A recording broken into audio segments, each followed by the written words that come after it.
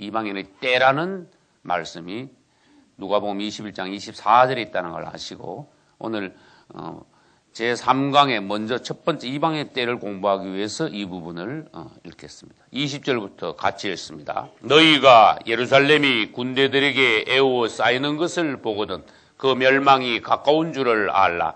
그때에 유대에 있는 자들은 산으로 도망할지며 성내에 있는 자들은 나갈지며 촌에 있는 자들은 거리로 들어가지 말지어다. 이 날들은 기록된 모든 것을 이루는 형벌의 날이니라. 그날에는 아이 벤 자들과 젖먹이는 자들에게 화가 있으리니 이는 땅에 큰 환난과 이 백성에게 진노가 있겠음이로다.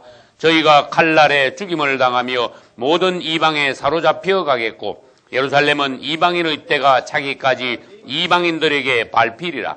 이럴 성신에는 징조가 있겠고 땅에서는 민족들이 바다와 파도의 우는 소리를 인하여 혼란한 중에 곤고하리라. 사람들이 세상에 임할 일을 생각하고 무서워함으로 기절하리니 이는 하늘의 권능들이 흔들리겠습니다.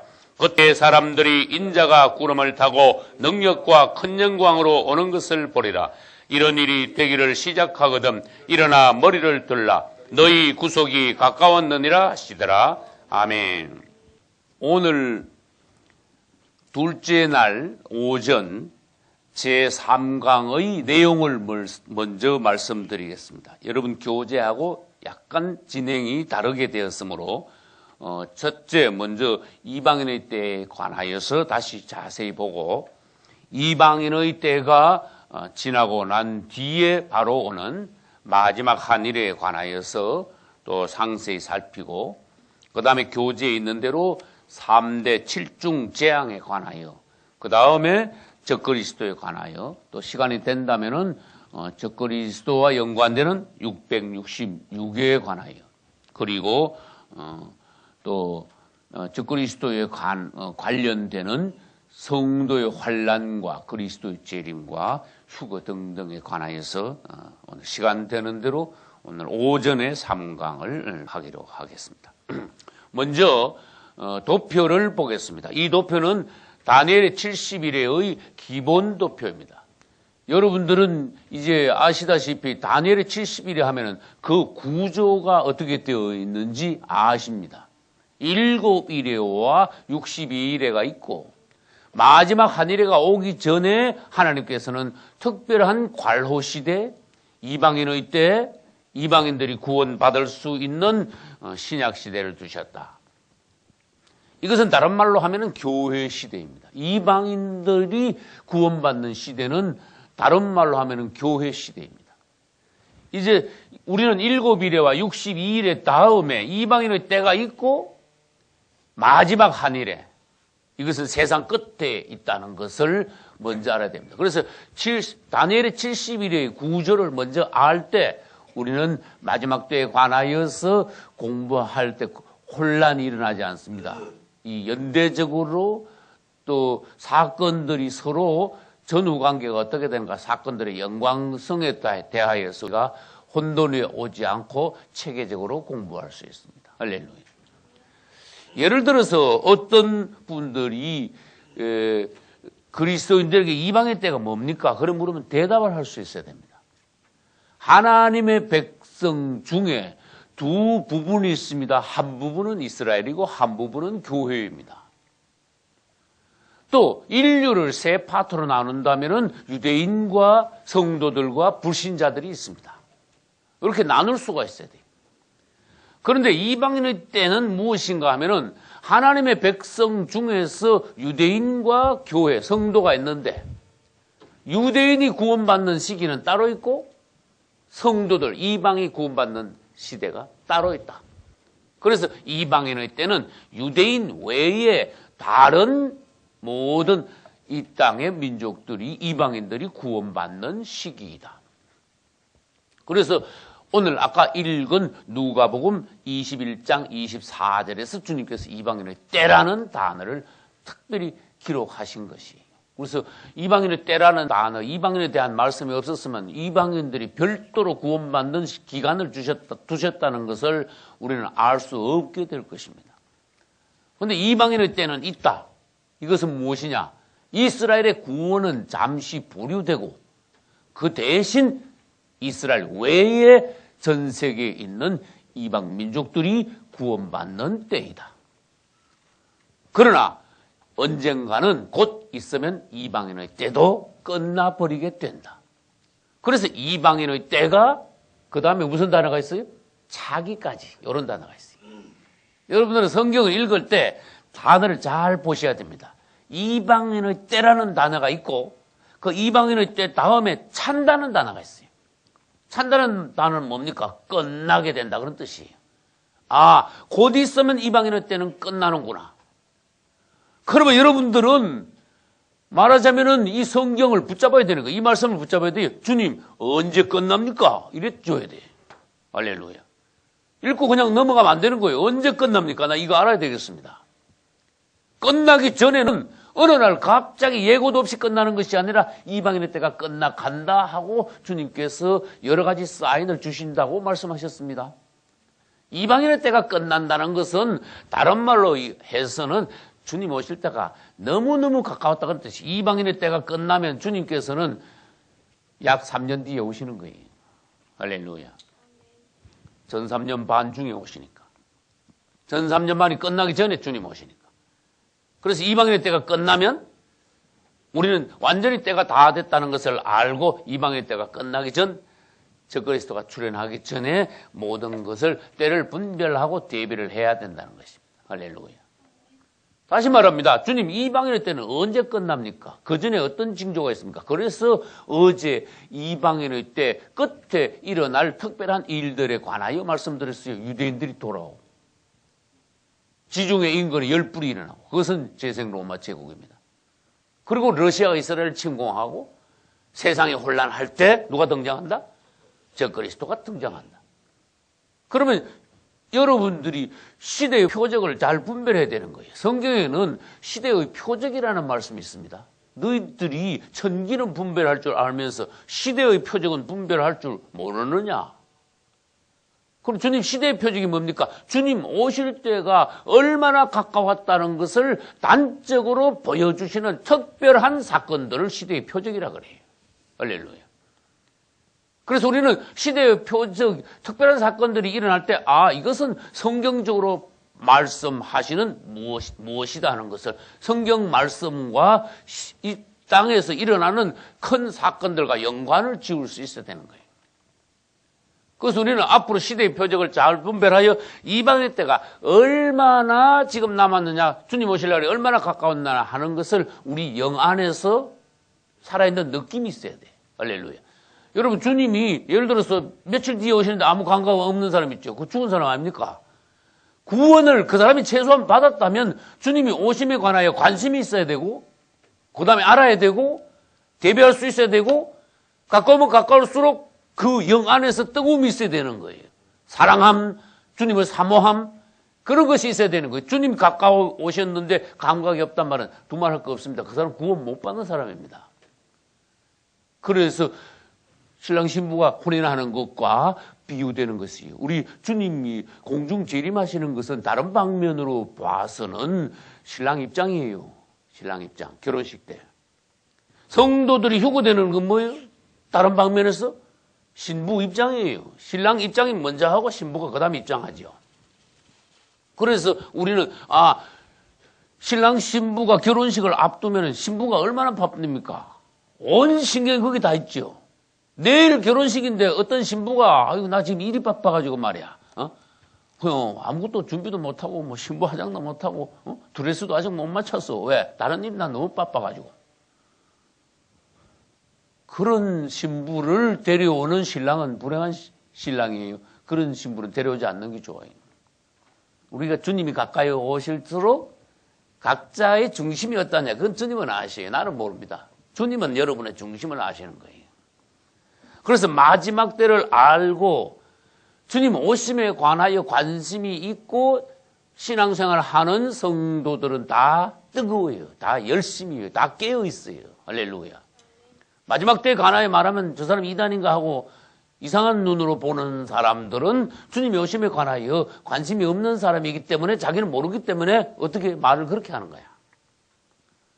그래서 겨우 한다는 소리가, 아니 당신 그렇게 별나게 하느냐, 열심히 잘 믿으면 주님 오시면 당연히 알았어 다 하실 텐데 뭘 그렇게 별나게 뭐 계시록 가지고 주님 오시는 거 가지고 뭐 자꾸 이상하게 말하느냐. 그래서 속으로 이단 아닌가 이래 버리는 거예요. 그러나 우리가 주님이 허락하신 건 다 알아야 됩니다. 할렐루야. 이제 곧 있으면 이방인의 때는 끝납니다. 다시 말해서 이방인들이 구원받는 시기는 끝나고 그 다음에 구원이 어디로 넘어간다? 유대인들에게 다시 넘어간다. 유대인들은 이 세상 끝에 있는 마지막 한 일에 7년 내로 이제는 구원을 받아야 된다. 그럼 또 질문해야 돼. 이방인의 때에 이방인들이 구원받는다는데 이방인의 때에 유대인들은 그럼 어떻게 됩니까? 이방인이 구원받는 대신 유대인들은 형벌을 받게 돼 있어요. 그래서 어제 말씀드렸습니다. 예수 그리스도께서 십자가에 못 박히시는 날 유대인들이 빌라도에게 말했습니다. 이 사람의 피를 우리와 우리 자손에게 돌릴지어다. 그것이 그대로 이루어진 거예요. 유대인들은 형벌을 받습니다. 온 세계에 흩어졌습니다. 그것을 디아스포라라 합니다. 유대인들은 주님이 오셔서 구원하시기 전까지 계속적으로 그들은 형벌을 받으면서 이제 마지막 때 가서 다시 한번 야곱의 환난을 당하고 그 다음에 마지막 후 3년 반에 가서야 도피처에서 구원을 받게 된다는 것입니다. 또 특별한 건 이방인의 때에 관하여 또 특별한 건 무엇입니까? 때만 정해져 있는 것이 아니라 받는 이방인들의 숫자가 하나님 앞에 정해져 있다는 것이. 그것은 로마서 11장 25절에 있습니다. 이 비밀은 이방인의 충만한 수가 들어오기까지 이스라엘의 들어는 완악하게 될 것이다. 이방인들의 구원받는 수가 정해져 있고 이방인의 때가 정해져 있고. 그래서 다시 정리해 봅니다. 하나님의 구원은 어떻게 됩니까? 처음에 이스라엘이 구원받았어요. 이스라엘만 하나님 알았어요. 구약시대 때. 그러다가 이방인의 때에는 이방인들이 구원받아요. 그러다가 이방인의 때가 끝나면 다시 구원은 어디로 넘어가요? 이스라엘로 넘어가요. 그래서 구원의 단계는 이스라엘, 이방인, 다시 이스라엘. 이렇게 구원이 이렇게 넘어가는 거예요. 그래서 지금 우리는 때를 알므로써 깨어있게 됩니다. 어떤 사건이 앞으로 일어날 건데 언제 일어나는 거 하고 자세히 들여다보다가 무슨 사건이 일어나면은 안 믿는 사람들이나 그리스도인들 중에서 때를 모르는 분들 무슨 사건이 일어났대 그러고 있는데 우리는 깜짝 놀라는 거야. 안에서 막 진동이 일어나는 거야. 지진이 일어나는 거야.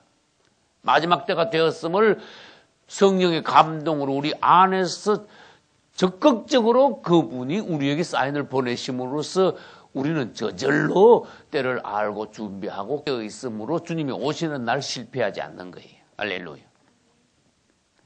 이제 이방인의 때가 계속되는 동안 시계로 말하면 70일의 시계가 70바퀴를 돈다면은 시계는 69바퀴 돌고 스톱을 해버렸어요.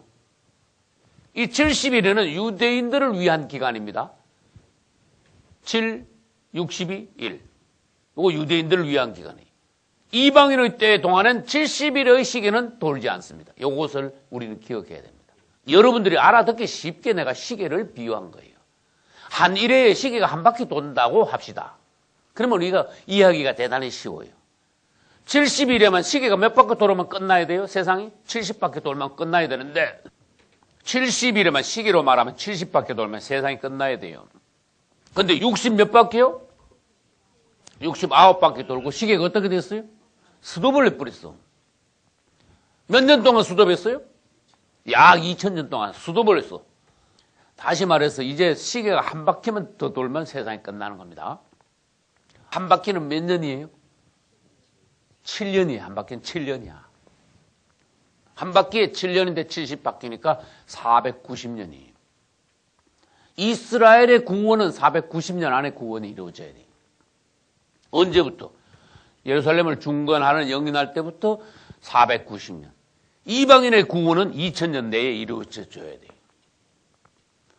그런데 이제 이방인의 때가 딱 끝나는 순간은 적그리스도가 출현해서 딱 요거 7년인데 7자가 들어있는 조약을 맺어요. 무슨 조약? 7년 평화조약. 이렇게 되는 거예요. 여러분 도표에 다 있습니다. 그것이. 이 도표를 살펴보십시오. 적그리스도가 출현하여 이스라엘을 중심으로 한 중동 지방의 유대인들을 중심으로 한 사람들과 그가 많은 사람으로 더불어 일어났습니다. 성경에서는. 다니엘서 24장 29절 안에는 보면 그가 많은 사람으로 더불어 얼마 동안 한 일해 동안 언약을 굳게 정하겠고 이것은 7년 평화 조약에 나는 거예요. 그러면 적그리스도가 7년 평화 조약을 딱 맺으면 뭐는 끝났다? 이방의 때는 끝났다. 마지막 한 일의 남은 한 바퀴의 시계가 돌기 시작한다? 그럼 이제 한 바퀴 돌면 끝이라는 거예요.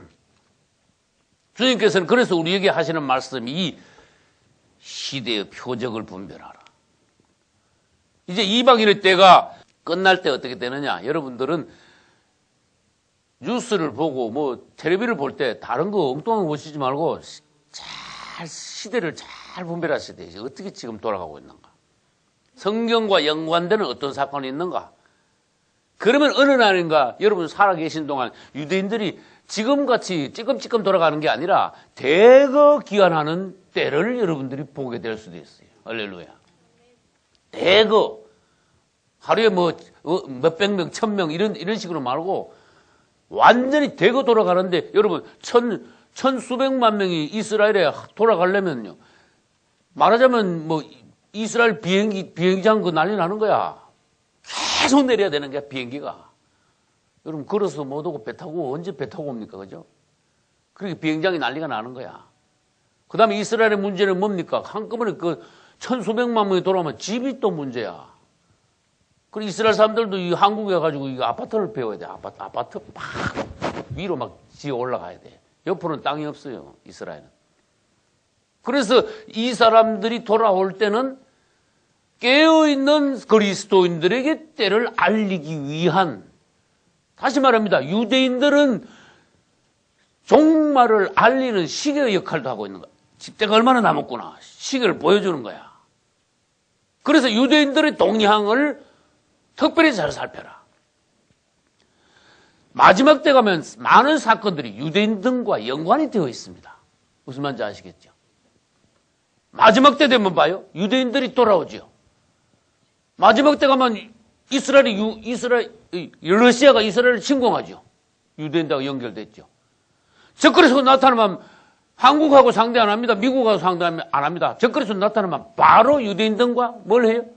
7년 약을 맺지요. 그 다음에 적그리스도는 이스라엘에 성전이 없으니까 네 번째 성전을 짓게 하지요. 그 다음에 중간중간만 뭐예요?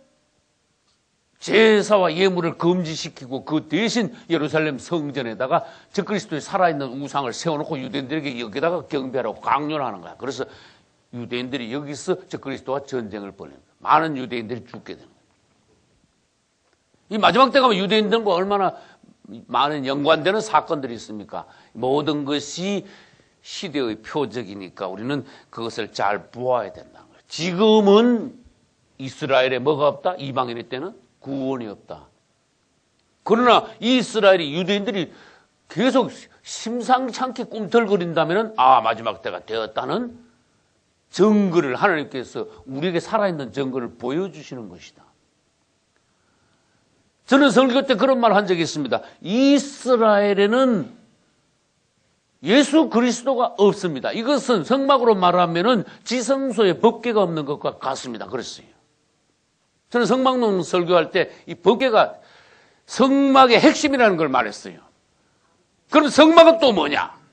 예수 그리스도가 성막의 전체이면서 모든 항목이면서 그중에 제일 중요한 법궤, 하나님께 증거궤, 이것이 바로 예수 그리스도를 특별히 예표하는 항목이라는 거예요. 여러분, 성막 중에 제일 중요한 데가 됩니까? 지성소입니다. 지성소에서 제일 중요한 항목이 뭡니까? 법궤입니다. 그러면 지성소에 있는 법궤를 성막을 다 재놓고 법궤만 안 들려놓으면 그 성막은 껍데기다 그런 뜻이. 다시 말해서 이스라엘에 아무리 하나님의 백성들이라도 그들이 예수 그리스도를 모를 때, 그들이 예수 그리스도를 버렸을 때, 배척했을 때 이것은 법궤를 갖다 내던진 거가 마찬가지다. 성막에. 그 성막을 하나님이 뭐라고 하시겠느냐. 그렇게 이스라엘 성전 다 파괴시켜버린 거예요. 너희 집이 황폐하여 무너지려. 이제 이 하나님께서 너희 집 할 때는 이 예루살렘 성전을 말하는 거예요. 이 성전이 돌 하나도 돌 위에 남지 않고 무너뜨리라. 주님께서 이스라엘이 하나님을 배반했을 때 성전이 무슨 소용이냐? 법궤 없는 성막이 그게 껍데기가 그게 뭐 하는데 필요하냐? 그래서 그분은 성막을 다 파괴시켜 버린 거예요. 지금도 이스라엘은 예수를 모른다. 맞습니까? 오히려 반대로 적그리스도가 나타나면 그 적그리스도를 메시아로 영접할 것이다. 만일 다른 사람이 자기 이름으로 오면 너희가 영접하리라. 아무리 유대인들이 똑똑해도 적그리스도는 못 당한다 그런 뜻이에요. 적그리스도한테는 홀딱 넘어간다 그런 뜻이에요. 그러나 우리는 뭡니까?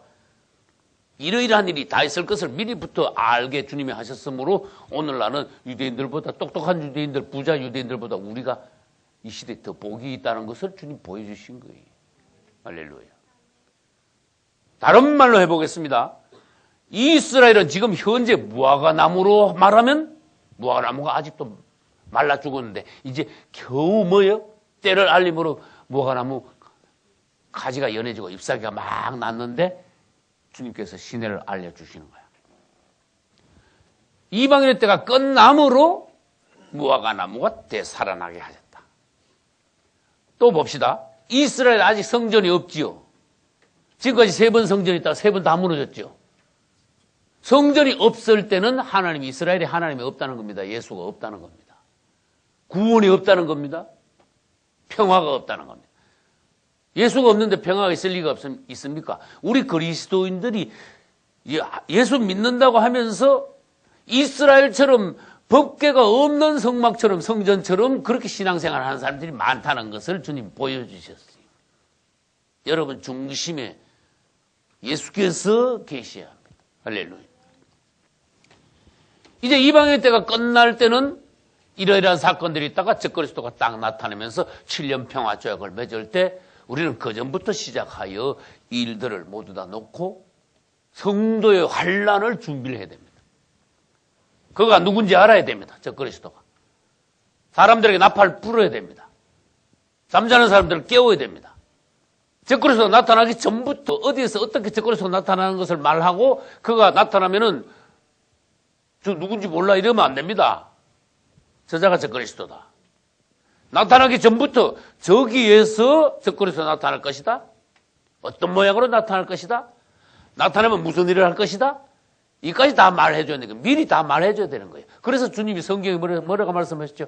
내가 너희에게 미리 다 말하였노라. 얼마나 감사해. 그래서 우리는 조금 있으면은 마지막 한일회가 오는구나.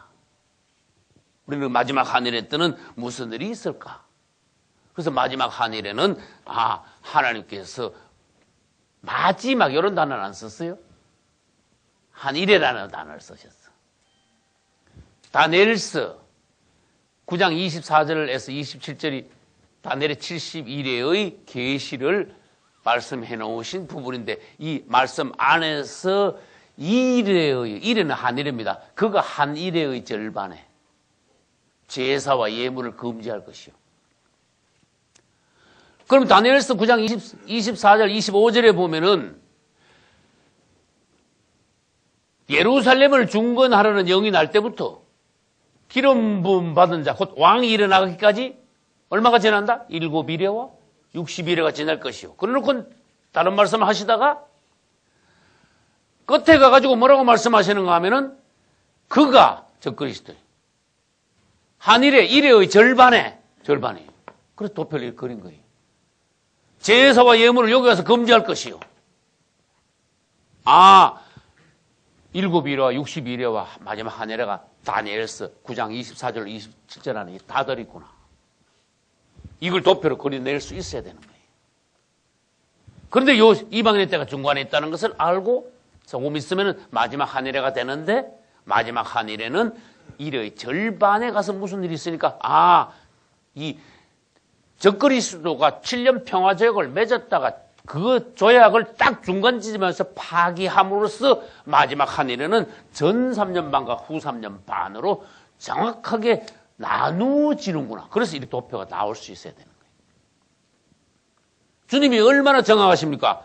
마지막 한 일은 2520일인데 전 3년 반 1260일, 그 다음에 후 3년 반 1260일.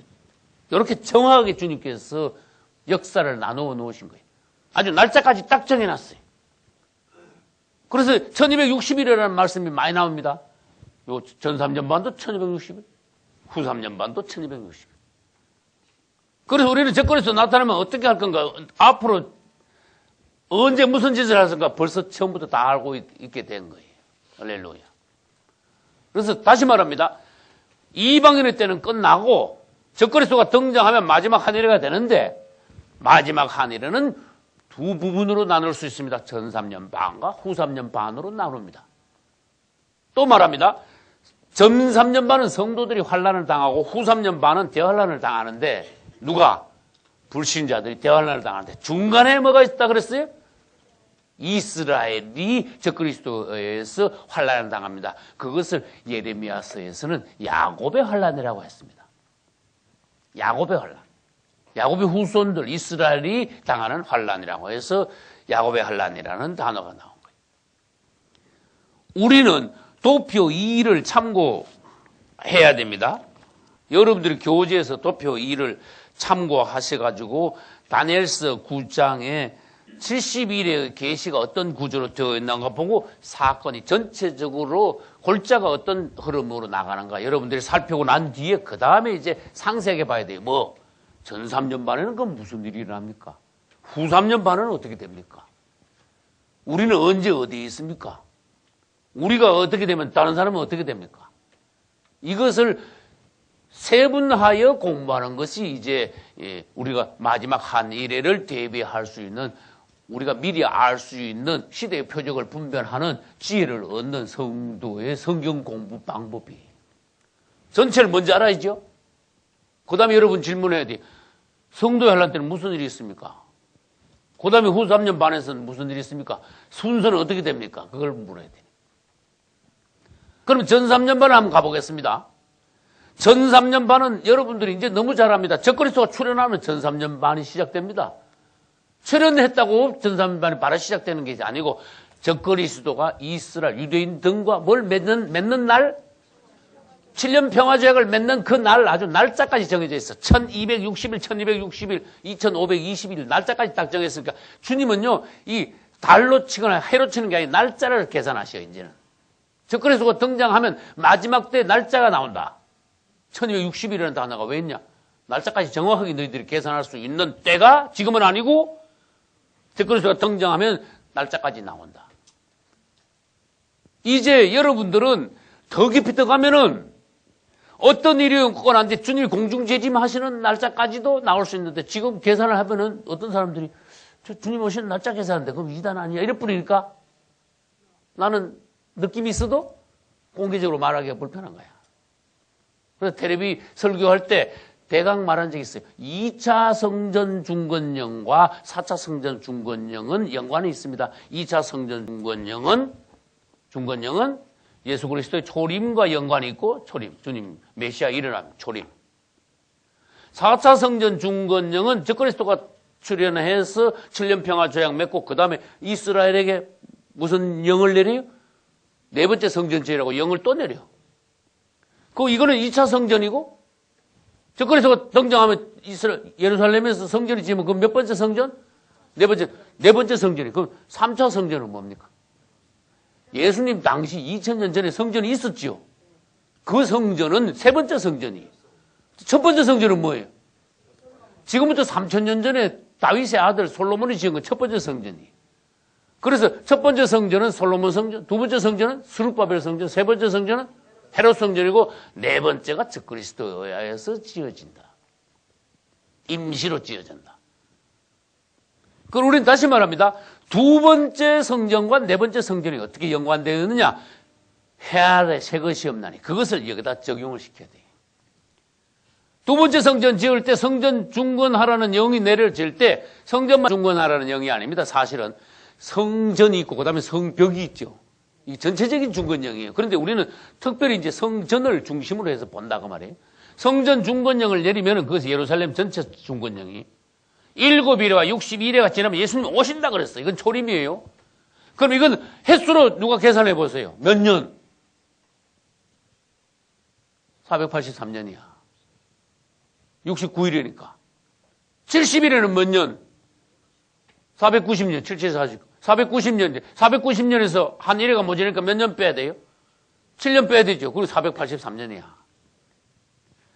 그러면 정말로 BC 457년에 중건령이 내려져서 고레스가 먼저 내리고 그 다음에 다리오가 내리고 그 다음에 아닥사스가 내렸는데 457년에 중건령 다시 내린 것을 예루살렘 중건령의 시작점으로 대체적으로 볼 때 483년 뒤에는 도대체 무슨 해가 되느냐?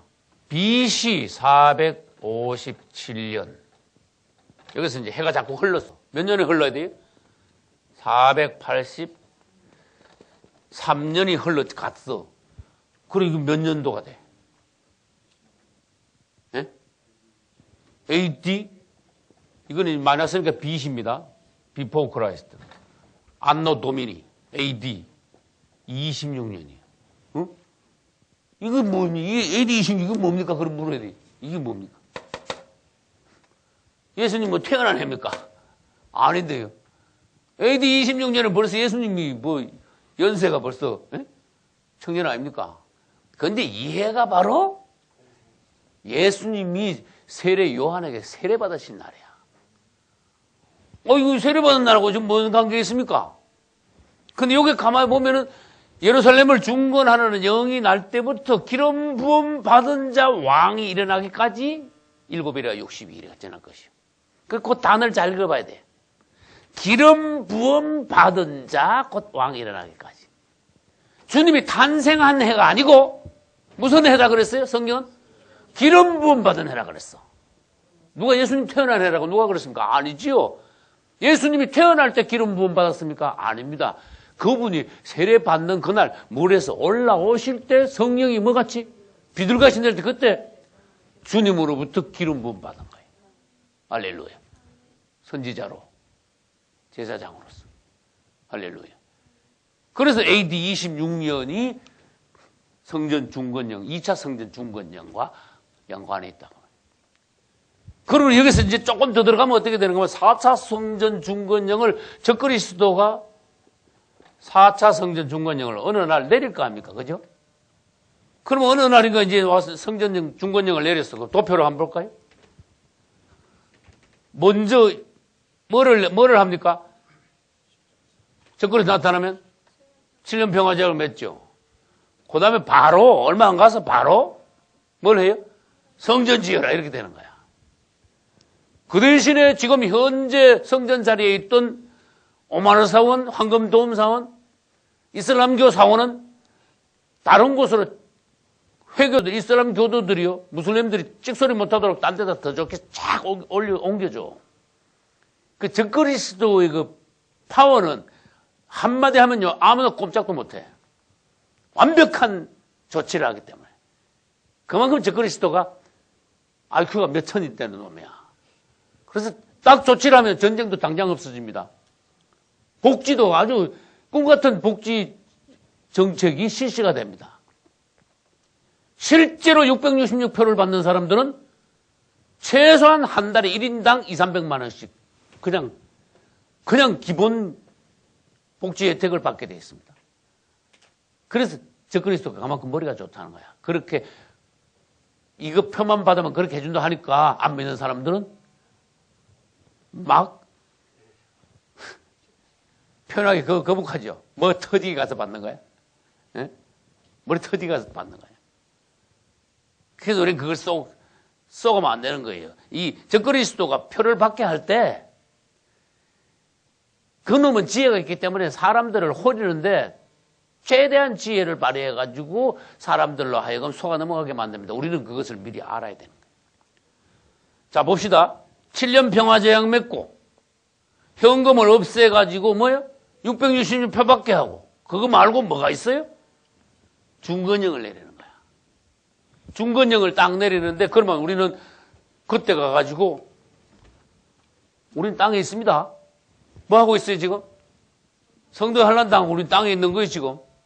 표 받네 안 받네 해가지고 막 숨겨져 나오고 성도들이 모여가지고 공동생활을 하면서 성도의 환란을 겪고 있는데 적그리스도가 어느 날 보니까 언젠가 모르겠어 4차 성전 중건형을 내렸어. 그러면 해 아래 새 것이 없나니 이번엔 483년이 아니고 3일이야. 요걸 계산하셔야 돼. 그래서 저기서 해 아래 뭐가 없다? 해 아래 새 것이 없나니. 이 2차 성전 중건형은 초림하고 관계 있고 적그리스도가 내리는 4차 성전 중건형은 재림하고 관계 있어.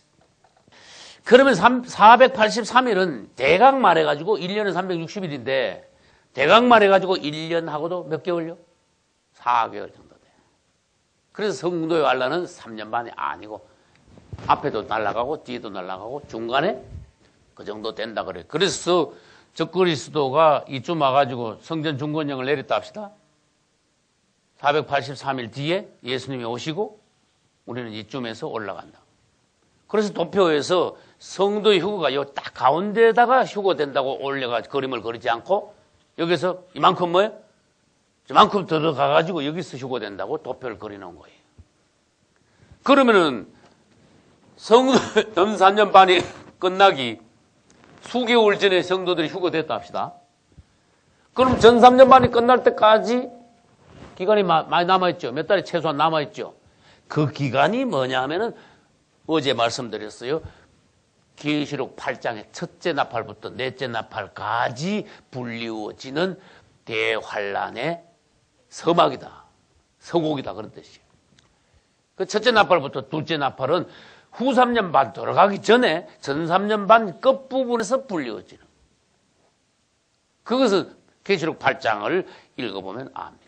아, 유대인들을 위해서 뭐가 정해져 있다? 70일이라는 기한이 정해져 있구나. 그 다음에 보겠습니다. 25절로 넘어갑시다.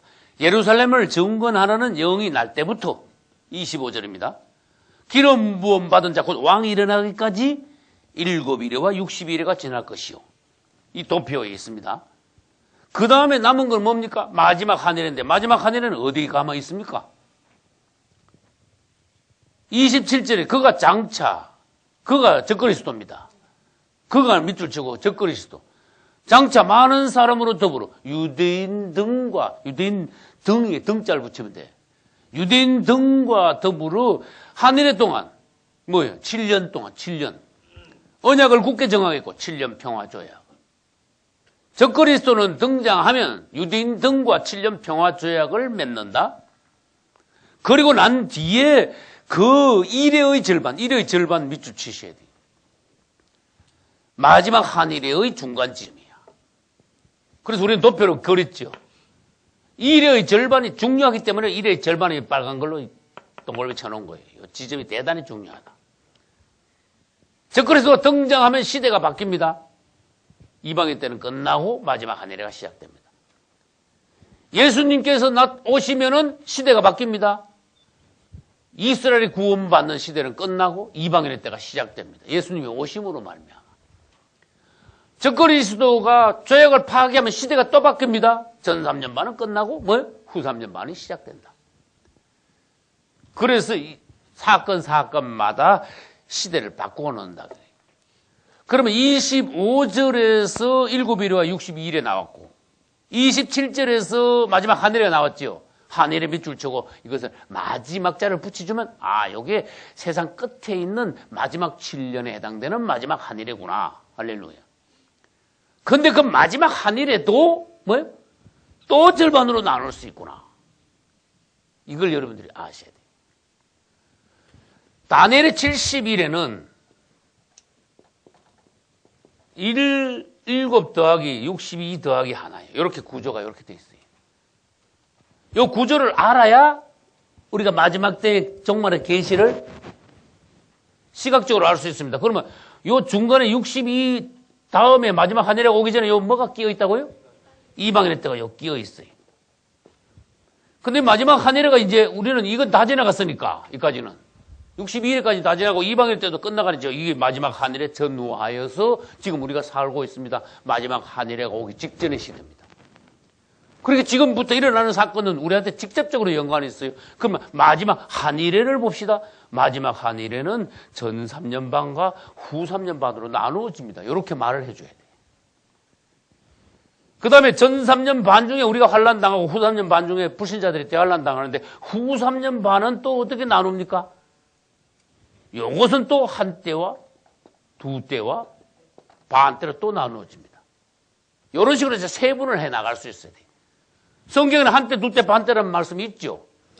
전 3년 반에는 한때, 두때, 반때가 없습니다. 후 3년 반에는 한때, 두때, 반때가 있습니다. 그 다음에 이 한때, 두때, 반때는 나팔을 말하면은 한때는 뭐예요? 5번째 나팔 불 때, 두때는 뭐예요? 6째 나팔 불 때, 반때는 뭐예요? 7째 나팔과 이 속에 뭐가 들었어요? 7 대접이 들었는데 이게 한때, 두때, 반때다 그런 뜻이에요. 그래서 이것도 또 분별해야 돼요. 한때는 5째 나팔이고 첫째 화며 두때는 6째 나팔이고 뭐예요? 둘째 화죠. 요거는 첫째 화고 요건 둘째 화죠. 그 다음에 뭐예요? 반때는 7째 나팔이 불려지며 7 대접이 부어지는 것은 반때 동안 계속됩니다. 이것도 또 분리가 또 나오는 거예요. 이런 식으로 우리가 분류해 나간다면은 이 도표가 어렵지 않다는 겁니다. 마지막 한일회 중에 전 3년 반에 일어나는 일들을 이 교재 45페이지에 제가 다 적어놨어요. 미리 벌써. 책자 45페이지. 마지막 한일회, 다니엘서 9장 27절에 마지막 한일회라는 단어가 있다는 겁니다. 그 다음에 45페이지 중간에 전 3년 반 동안 일어나는 사건, 적그리스도 거짓 선지자가 등장하죠. 그럼 전 3년 만에 시작됨. 이래 써야 돼요. 적그리스도가 이스라엘 등과 7년 평화조약을 맺지요. 그러면 이 7자는 바로 뭐예요? 7년 평화조약을 맺는 그 순간 마지막 한일회가 시작되고 그때부터 보통 사람들이 말하는 7년 대환란이 일어나는데 7년 대환란은 밑줄 치고 그 7년 대환란 안에는 사실은 3가지 환란. 다른 말로 뭐예요? 3대 환란이 있다. 3대 환란은 성도의 환란과 야곱의 환란과 뭐예요? 그 다음에 대환란. 이렇게 3대 환란으로 나눠지는데 통상 사람들은 환란을 7년 대환란이라고 말한다. 그런 용어상으로 사람들이 7년 대환란이라고 말하는데 우리는 사실은 대환란은 3년 반인데 7년 대환란이라고 꼭 말하려면 7년 대환란 안에는 3가지 환란이 있다. 이렇게 상세하게 말해줄 수 있어야 돼요. 그래서 환란의 종류가 있다는 것을 알 때 휴거설에 대해서 우리가 명쾌하게 되는 거예요. 언제 휴거되느냐 여기에 대해서. 환란 전 휴거설 어제 했죠. 환란 후 휴거설. 그 다음에 세 번째 뭐예요? 중간 휴거설. 네 번째 뭐예요? 부분 휴거설. 이 부분에 대해서 명쾌하게 답이 나올 수 있습니다. 그 다음에 3번. 세 번째. 예루살렘에 4차 성전을 건축하게 하는 거예요. 그리고 유대인들이 하나님께 제사를 드립니다. 유대인들이 적그리스도를 메시아로 착각하고 환영합니다. 주님이 요한복음 5장 43절에서 미리 말씀하셨다 그랬어요. 전 3년 반 동안에는 거짓 평화 시대고 사람들이 잘 삽니다. 누가 잘 살까요? 표 받은 사람들이 잘 삽니다. 말하자면 배부름 시대가 왔습니다. 그 대신에 표 안 받은 성도들은 뭘 당해요? 환난을 당해요. 이 표 받지 않은 자들은 누구나 매매를 못하게 하더라. 그럼 매매를 못하는 게 뭐예요? 그냥 슈퍼 가서 물건만 못 사게 하는 게 아니고 전기도 끊어지고 가스도 끊어지고 차 휘발유도 못 넣고 아무것도 못하는 거야. 꼼짝 말아 죽는다 그런 뜻이야. 그렇게 적그리스도는 사람들 위협을 해요. 위협. 네가 죽을래? 안 그러면 표봐달래. 둘 중에 하나야. 그래서 믿음이 있냐 없나를 주님이 적그리스도를 통해서 마지막으로 시험해 보시는 거예요. 그럼 잘 믿으면 그냥 공부하다 이래가지고 안 됩니다. 그래 될 일이 아닙니다. 무슨 일이 있는데 어느 때 가서 우리가 그것을 이겨야 된다. 적그리스도는 위협을 하여 실제로 몇몇 순교자들의 목을 잘라 그 장면을 보고 나머지 사람들이 너들 목 잘리려면 잘리고 받으려면 받고 너들 결정해. 그래서 요즘 텔레비가 얼마나 발달했습니까? 온 세계에다 생중계를 해가지고 적그리스도 표받으면 안 된다고 앞장서서 광고하는 막 나팔 부는 주의 종들 대표를 막 전 세계에서 몇십 명이나 몇백 명 모아놓고는 모가지를 잘라. 다른 데 안 해. 여러분 전기로 죽이거나 목매달아 죽이거나 약으로 죽으면 금방 죽는데 모가지를 자르면 제일 깜짝 놀래 사람들이. 제일 겁을 먹어요. 제일 위협을 주는 방법이 목을 자르는 거야. 그래서 그 장면을 텔레비에서요. 적그리스도 말하는 자리에 아무것도 방해하지 말고 그거 생중계에 딱 찍어요. 그거를. 모든 사람들 다 보게 해요. 그래서 딱 모가지가 잘려서 대글대글 할 때 사람들은 결정을 하는 거야. 아, 나 안 되겠다. 믿음이 없으면요. 아우 안 되겠다고 항복을 해버려. 믿음이 있는 이들은 뭐예요? 적그리스도의 우상과 그 짐승의 이름의 수를 이긴다. 이래놨어요. 그 수를 이기는 666을 이기는 거예요. 또 주님께서는 또 뭐라고 말씀하셨는가 하면 너희들 그 대표 선교자가 목 잘려 죽지. 근데 적그리스도가 위험만 하지 너희들은 못 죽여. 이러시는 거예요. 그거는 몰라 성도들이. 대표 선교자들이 죽는 데서 끝나는 거예요. 그럼 어떤 분이 야 그럼 다행이다. 그거 별로 다행이 아닙니다. 왜? 여러분들은 대표 선교자에 못 들어가니까 그거 별로 다행이 아닙니다. 그래요? 그럼 대표 선교자에 내가 들어가야죠. 특별한 정도를 뽑아가지고 목을 날리니까. 그게 못 들어가면은 14만 4천이 안 된다는 뜻이에요. 여러분 우리는 그때 모든 사람이 결정이 난다는 걸 알아야 돼요. 그래서 하나님께서는 적그리스도를 통해서 추수를 하시게 됐어요. 알곡과 가라지를 딱 분리하는 게 추수죠. 그 순간에 모든 인류는 분리가 다 된 거야. 사실은 안 믿는 사람들은 물을 겁죠. 네 받냐 안 받냐 뭘 물어. 그건 100%다 받는 거고. 그 다음에 캐톨릭에서는 뭐를 아세요? 교황이 나타나요. 전 세계 교우들이 이분이 우리의 메시아다. 이분이 우리의 하나님이다. 막 이래 뿌려. 이분을 따르라. 이분 하는 모든 것에 동조하라. 그러면 앞장서가지고 막 왕창 때리고 도매꿈으로 갔다가 전 세계 캐톨릭 신자들은 그거 다 갖다 붙어요. 90몇 %가 다. 그러나 기독교인들은 90몇 %가 아니고 약 50%가 그 가서 붙어버려요. 교회 안에는 절반이 가라집니다. 그걸 아셔야 돼요. 여러분 어떤 교회 가면 대강 아셔야 돼요. 이 반은 가라지다. 주님 오시면 휴고 못 된다. 또 다시 말합니다. 난 종의 입장에서 말할게요. 절반이 휴고된다는 것은 잘 봐준 거예요. 절반이 안 될지도 몰라요.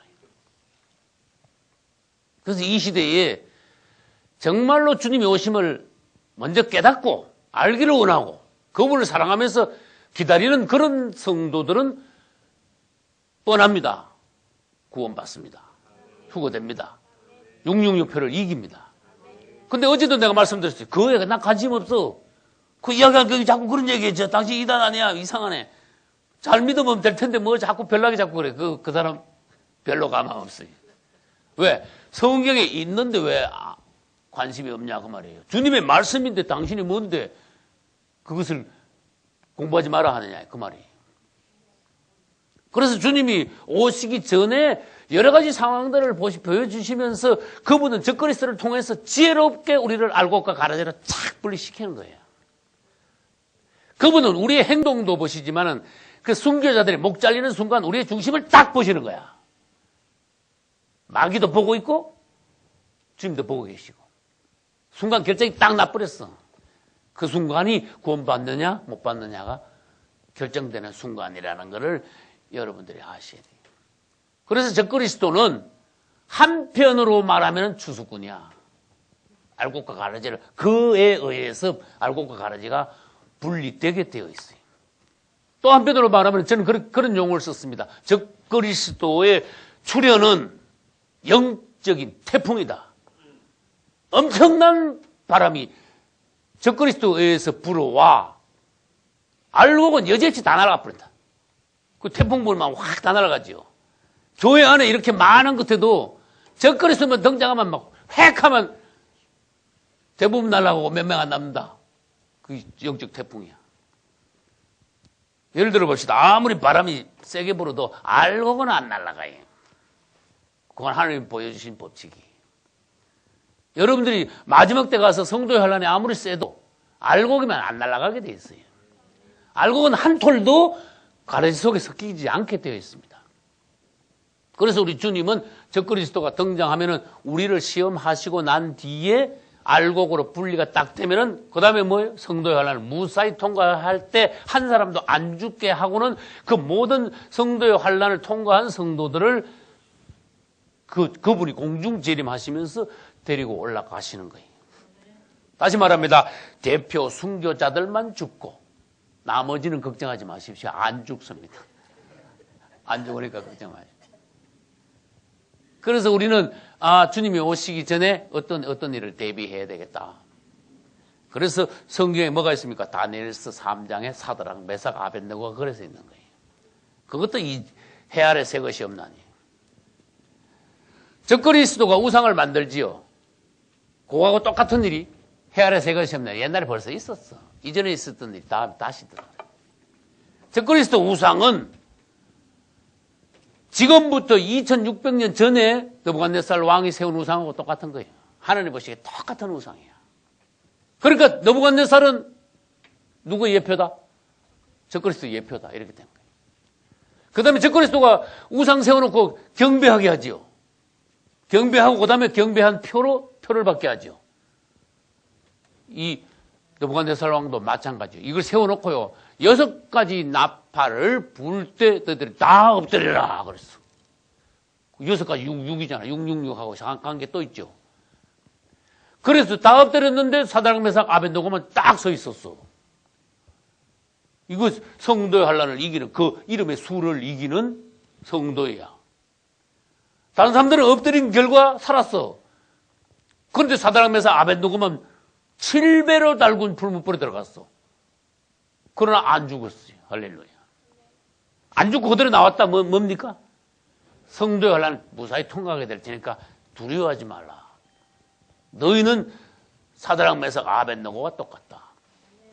그래서 이런 걸 알면 두려움이 없어지는 거야. 알면 믿음이 생기는 거예요. 알면 강하고 담대하게 되는 거예요. 그래서 우리는 이제 마지막 한 일의 중에서 전 3년 반에 일어나는 일들을 보았습니다. 3년 반 동안에 평화가 있는데 우리에게는 평화가 없고 환란이고 불신자들에게는 평화요. 잘 먹고 잘 사는 때입니다. 표 받으면은요. 1인당 예를 들어봐요. 300만 원씩 준다고 합시다. 그럼 한 집에 가만히 앉아서 뭐 서너 명 되면 뭐 1000몇백만 그냥 들어와. 그러면 얼마나 잘 사는 때가 오는지 몰라요. 그것도 뭐예요? 3년 반만이야. 3년 반 딱 되면 후 3년 반 되면요. 다 죽어. 표 받은 사람들이. 그래서 그것을 바로 뭐라고 하는 거면 에서와 같은 자들이라 그래. 에서의 후예들이야. 잠깐 배고픈 것을 못 참고 잠깐 먹고 살려고 그 앞에 가서 엎드리고 표를 받고 얻어먹는 거야. 에서가 팥죽 한 그릇 얻어먹은 거나 성도의 환란 때 표 받고 적그리스도한테 3년 반 동안 생활보장 받는 거나 그 똑같은 거야. 그래서 우리 전 3년 반에 이런 일이 있는데 우리 성도들은 666표를 안 받음으로 성도의 환란을 통과하여 주님이 어느 날 공중 재림하시는 날 올라가게 되겠다. 할렐루야. 성도들이 올라가면 이 땅에 누가 남습니까? 유대인하고 불신자 남아요. 유대인들은 뭐예요? 야곱의 환란 때 또 도피하게 하시니까 성도는 하늘로 올라가고 유대인들은 이 땅에서 어딘지 모르게 하나님이 팍 숨겨버리고 나머지는 불신자들만 남는다. 그래서 인류는 세 종류다. 그래서 봐요. 성도는 올라가고 유대인들은 감춰놨으니까 완전 쓰레기만 남지요. 불신자들만. 이때 하나님이 진노를 저주를 확 부으시는 거야. 그게 대환란이에요. 다시 말합니다. 성도들은 대환란을 안 당합니다. 하나님의 저주는 받지 않습니다. 하나님은 우리를 저주하지 않습니다. 그 대신에 뭐합니까? 시험하시고 연단하십니다. 우리가 어떠한 환경에서도 믿음을 버리지 않느냐, 이것은 마지막으로 테스트는 하시는 거예요. 누구를 통해서? 적그리스도를 통해서. 이제 성도는 올라갔고 유대인들은 도망갔으니까 불신자들을 후 3년 반에 가서 적그리스도를 통해서 죽이고 천재지변을 통해서 또 죽게 하고, 그래서 표 받은 사람들은 후 3년 만에 다 죽습니다. 표를 안 받은 사람 중에 살아있는 사람들은 뭐예요? 표를 안 받고 살아있는 사람들은 후 3년 반 통과하여 이 다음에 그림 보면 합니다. 천년왕국 성 바깥으로 들어간다고 말씀드렸어요. 또다시 분명히 말하면 후 3년 반에서 표 받은 사람들은, 적그리스도 표 받았으면 후 3년 반에서 다 죽어야 된다. 죽어서 어디로 들어간다? 음부로 들어간다. 몇 년 기다린다? 들어가서 음부에서 1000년을 기다려야 된다. 맞죠? 약 1000년을 기다려. 1000년 지나면 뭐가 있다? 천년왕국이 끝나니까 그때 음부에서 주님께서 불러 올리는 거야. 음부에 들어가 있는 표 받은 자들, 그 다음에 이방인일 때 예수 안 믿고 죽은 자들, 아무도 하나님의 구원을 못 받은 자들, 가인과 같은 자들, 에스와 같은 자들, 구원 못 받은 영혼들을 음부에다 딱 가다 놨다가 한꺼번에 어떻게 됩니까? 천년왕국 뒤에 다 불러 올리는 거예요. 올라오자마자 이 사람들은 정신없어서 올라오자마자 땅 때리면 지옥 딱 떨어져 버려. 음부에 있다가 바로 지옥을 바로 들어가. 우리는 어떻게 돼요? 올라갔다가 성도들은 올라가가지고 공중에서 뭐예요? 혼인잔치하고 예수님 지상재림할 때 같이 내려와야 돼요. 천국으로 들어가야 돼요. 주님이 오시는데 같이 내려와야죠. 데살로니가 전서 4장 16절에는 우리가 공중에서 주를 영접하게 하시리니 그 이후에는 계속 주님이 공중 재림하시는 날 성도의 환란은 끝납니다. 그때 우리는 공중으로 휴거됩니다. 공중에서 주님을 영접합니다. 할렐루야. 성도들은 땅에서 영접하는 거 아닙니다. 공중에서 주님을 만납니다. 성경은 뭐라고 말씀하시는가 하면 데살로니가 전서 4장 16절에서 그 이후에는 항상 주와 함께 있으리라. 공중에서 혼인잔치 있죠. 이제 부부가 됐죠. 떨어지면 안 되죠. 그러니까 항상 주님과 같이 있는 거예요. 그래서 우리 주님이 우리를 신부로 맞이하셨으므로 공중에서 혼인잔치를 하고 내려오는 것은 전에 말씀드렸습니다. 이 땅에 내려오는 건 뭔가 하면 혼인잔치를 마쳤으니까 결혼식 하고 나면 어디 가야 돼요? 신혼여행을 가는 게 지상으로 내려와가지고 1000년 동안 신혼여행하는 거예요.